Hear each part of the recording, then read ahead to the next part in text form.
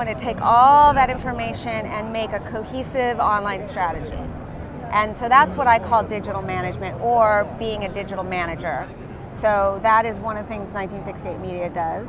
That's a highly strategic function. Sometimes people think of digital as executing on the Facebook posts and getting the e-blasts out. Yeah, if one more person says, oh, you do social media, I'll probably scream, but maybe not. It's okay. I mean, I love social media, but it's a bigger picture. It's like creating deals with, Spotify or Google Creative Labs, or working with brand new, companies like Sounddrop or other companies that you just find fascinating, and really looking at the whole online landscape with the vision of your artists, while keeping all of those people in mind, because they all have their own agenda. And so then you have to get that back out. I mean, I just spent the last 2 years doing this with the Smashing Pumpkins, with multiple record releases, a tour, a new album, and so it's just a lot of information. A couple of personnel changes as well, perhaps? No, not this year. Really? Unusual given the history. So, no, I mean, it was fantastic, but not only that, but even bigger by taking all of that, but then also doing micro campaigns 1 month, maybe 2 months, 3 months prior for specific things, while still bringing in everyone's agenda. It's crazy. And what were some of the cool things you did for Smashing Pumpkins? I remember, and there was one in particular that I remember. Wow, when I got that email. Well, I did a campaign I called Imagine Oceana. Billy didn't want anyone to hear the record at all. Which was Oceana, the unreleased album. Right. Oceana, unreleased album, hadn't released an album in 5 years. He's like, okay, well, I'd like no one to hear the record, but then I want everyone to hear the record at once. So as a digital marketer, you're like, how do I do that? So came up with an idea of basically having fans create artwork, photography, poetry, anything. The Smashing Pumpkins fans are extremely creative. So we had them create all this art, and then we took it all and we cross-promoted it between different platforms. So content on one platform ended up on another platform, and we just kept crossing it around. And it was really successful. It made a connection to the record. What I liked about that is really using brand new platforms with established artists is really fun. That's where the TECA A&R comes in. TECA A&R. Now that's a phrase that I've heard you use before, and it's intriguing. I've never read anything. I've never read those two words next to each other, but it seems to me that the function of A&R has changed quite radically in recent years. What role has tech played in commoditizing or evening the playing field in the A&R process? Well, it's twofold. So, first of all, A&R in general in the traditional music business, that's where I come from. I mean, I have much more longer than I'd like to admit, 15 years in management in A&R, traditional with all the major record labels. And what I did in those functions is scouted new talent. And I would look at a band and say, okay, do they have this? Do they have that? Do they need to write some more songs? And then you decide whether you want to sign them. Do you want to do some artist development? Like, how do you want to approach that? And so what I found in the last 5 years is that's exactly what I do with technology startups. So I'll look at it, and that's what TECA A&R is to me. I see. So I'll look at it say there's 4 new mobile apps that are kind of doing something similar, like we were working on a project together for a little while. That's right. And I would look at 4 new technologies that are somewhat similar, and then I really apply that same kind of feeling as I had when I did A&R. So does that startup have something that's fascinating? Is there a point of difference? Are the people cool? Do they need to write some more songs? Do I want to just help them? Do I want to use the new platform for my established artists? Like, what do I want to do? So in other words, the tech guys really are the new rock stars. They are the new rock stars. And in fact, so here's a good example. Sounddrop, you owe me a lot of money, but none, because I love them. See what I'm saying? They're a lovable company. I'm kidding. I mean, Sounddrop I worked with a year ago. We did I have the Afghan Wigs and Greg Dooley, and we did a big birthday party online for Greg. and we used sound drop really early. We got all the fans that kept on talking to each other in closed corridors, and I wanted them to really talk where they could share their love publicly. And so for Greg's birthday, we did an online sound drop room where all the fans got to go in, and then Spotify tweeted about it, and then Sounddrop tweeted about it, and all of a sudden we had people going, who's this Greg Dooley guy that some people don't know, and they should. And all, people started coming in and listening to the music, and it was all because we got to kind of bond around this place in Sounddrop around the music. And that's one of the platforms I really liked that I used, quite a while ago. And we just set up a Sounddrop room for Public Enemy as well, who's another one of my clients. I have little tiny baby clients, Smashing Pumpkins, Public Enemy. What are you doing with Unknown. Public Enemy? What's going on with Public Enemy in 1968? Well, we dropped a new album today, an instrumental album and a video. Public Enemy did an instrumental album. It's instrumental, yeah. What's interesting about this album is I actually did not tell anybody about it. We decided just to drop it today. It's like I didn't do any pre-marketing, I didn't do anything. It's out there, it's on YouTube, there's a new video, and we dropped the record. Chuck has a company called Spit Digital, which is a startup. It's a aggregator of content. Chuck D being the Chuck lead D, rapper sorry, in Public Chuck Enemy. D being awesome. For Chuck those D. few that don't know. He's an incredible person.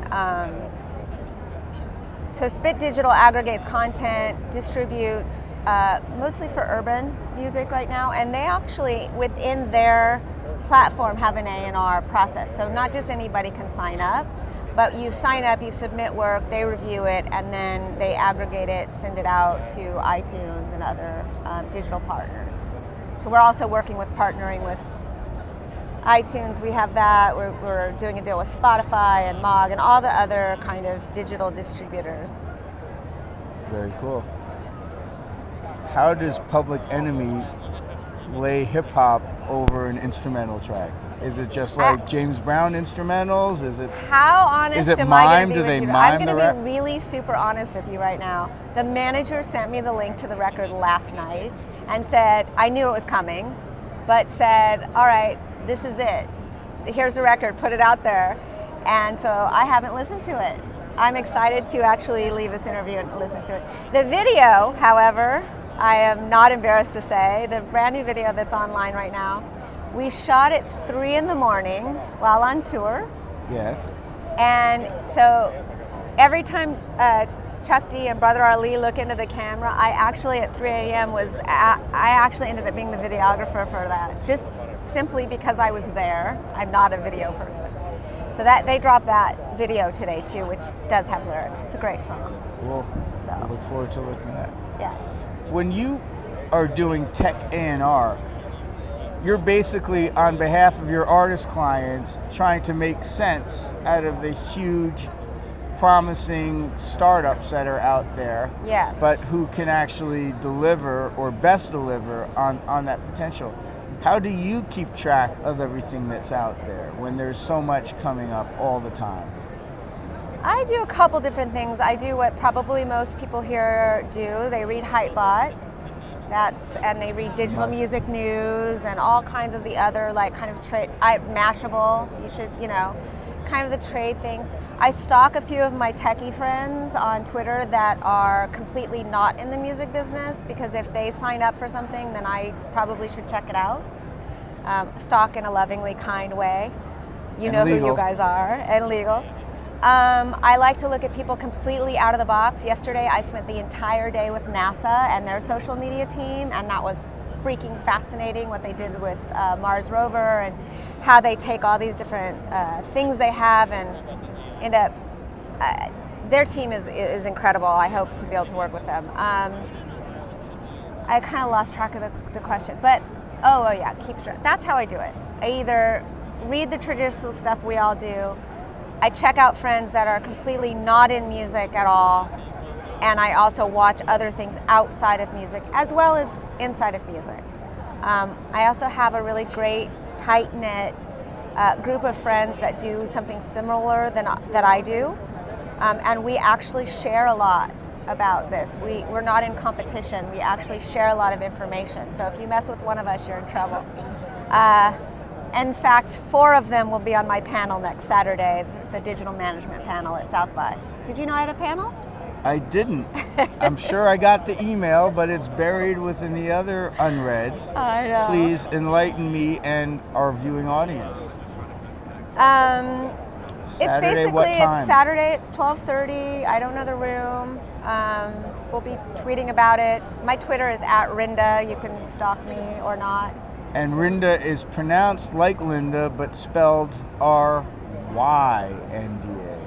Yes. R-Y-N-D-A.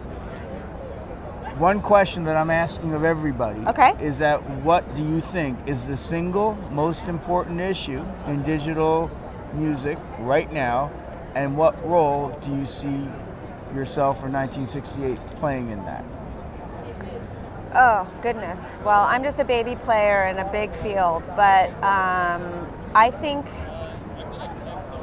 probably the tech A&R aspect of really looking and helping develop. I mean, part of this whole tech A&R thing I do is also work with technology startup. Like really early, I used to get on Jay from Bandpage. I used to call him and be like, "Can you fix this? Can you fix this?" And then, you know, Spotify, wait, why isn't this? Or Last Event, where's my play button? Or where's my pause button? So I think just by me being from the artist side and then being able to use a platform from an artist side, not a technology, you know, not a programmer, and then go in and say, look, if you fix it this way, Bands in Town is another one. I'm like, wait, why don't we do it this way? It helps me, it helps them, it helps my clients. That's the only thing I can do. I also try and educate new artists whenever I can. I speak at a lot of conferences. The single most issue, I don't know. I think it's a great time in music. I think you have to just, there's a lot of clutter. That's the biggest issue. Well, that's what tech A&R does. It separates the leading and best in class companies from their similar yet inferior competitors, which makes it easier for people to figure out who they should be working with. I think so too, yeah. And I mean, but from just a simple fan point of view, and I'm really guilty of this, the biggest issue also is finding what you like amongst the massive amounts of content that's out there. And no matter how much an artist is putting out great stuff on their Facebook or their Twitter, you miss it. And so really it's about how do you let a potential fan know that they might like something going on without bombarding them, but they just like it, and you want to share that with them.